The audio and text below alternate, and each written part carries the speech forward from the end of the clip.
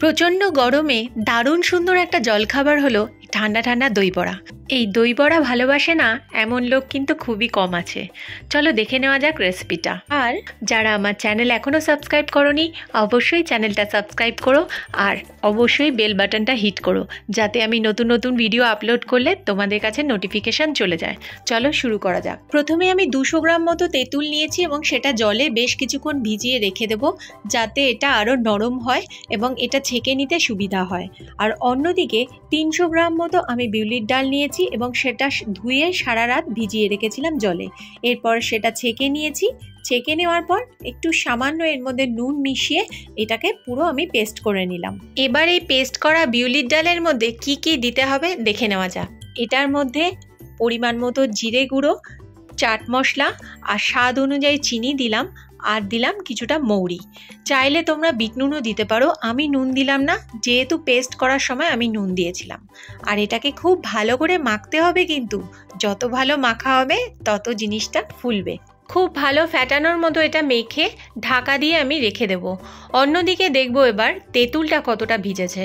তেঁতুলটা দেখো বেশ ভালো মতো ভিজে গেছে। এবার এটার মধ্যে সামান্য একটু জল দিয়ে এটা চটকে ছাঁকনিতে ছেঁকে নেব, কেননা এর মধ্যে অনেক নোংরা থাকলে এবং দানাগুলো সমস্ত আলাদা হয়ে যাবে, খেতে টেস্টি লাগবে।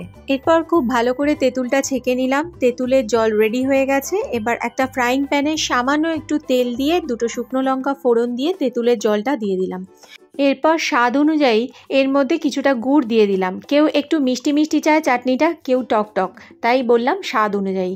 গুড় আর তেঁতুল ফুটে ঘন হয়ে এসছে। এবার এর মধ্যে আমি 2 টেবিল স্পুন ভাজা মশলা দিয়ে দিলাম এবং এটা নামিয়ে ঠান্ডা করে একটা বোতলে ঢেলে রাখলাম। এবার বিউলির ডালটা আবার একটু ফেটিয়ে নিয়ে আমরা তেল গরম করে তার মধ্যে বিউলির ডাল একটু একটু করে দেব।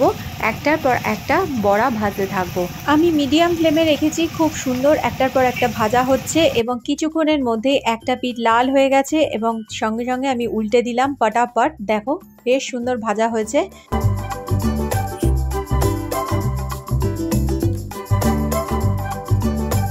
অনেকটা ভাজা হয়ে গেছে। এবার তেল ঝরিয়ে আমি তুলে নেব একটার পর একটা। অন্য একটা বাটিতে আমি ঠান্ডা জল রেডি করে রেখেছিলাম। এবার এই ভাজা বড়াগুলো সেই ঠান্ডা জলের মধ্যে দিয়ে দিলাম। দিয়ে ভালো করে ডুবিয়ে দিতে হবে যাতে তেলটা এখান থেকে ড্রেন আউট হয়ে যায় এবং ও জল সোক করে আরও নরম এবং সফট হয়। দেখো বেশ নরম হয়েছে।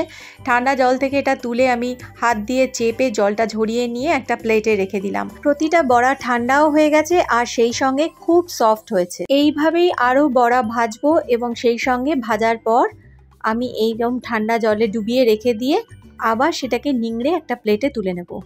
অন্যদিকে ঘরে পাতা টক দই নিয়ে নিয়েছি।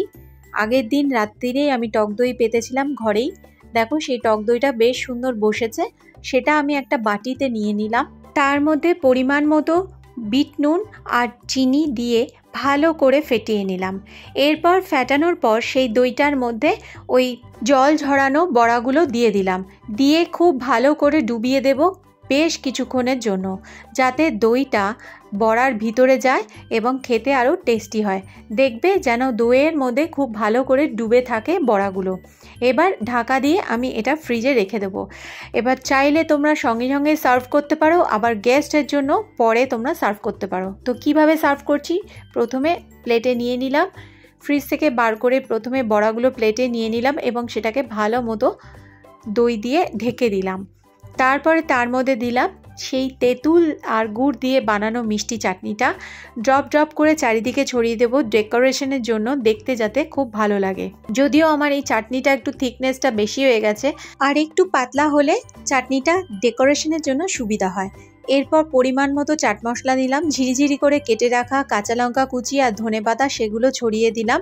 এরপর আমার বাড়িতে বানিয়ে রাখা একটা ভাজা মশলা আছে সেটাও দিয়ে দিলাম যাতে ফ্লেভারটা আরেকটু সুন্দর লাগে, যদিও চাট মশলারও একটা সুন্দর ফ্লেভার আছে। নেক্সট দিলাম ঝুরি ভাজা। ঝুরি ভাজা দিলে দেখতে যেমন ভালো লাগে খেতেও তেমন দুর্দান্ত লাগে।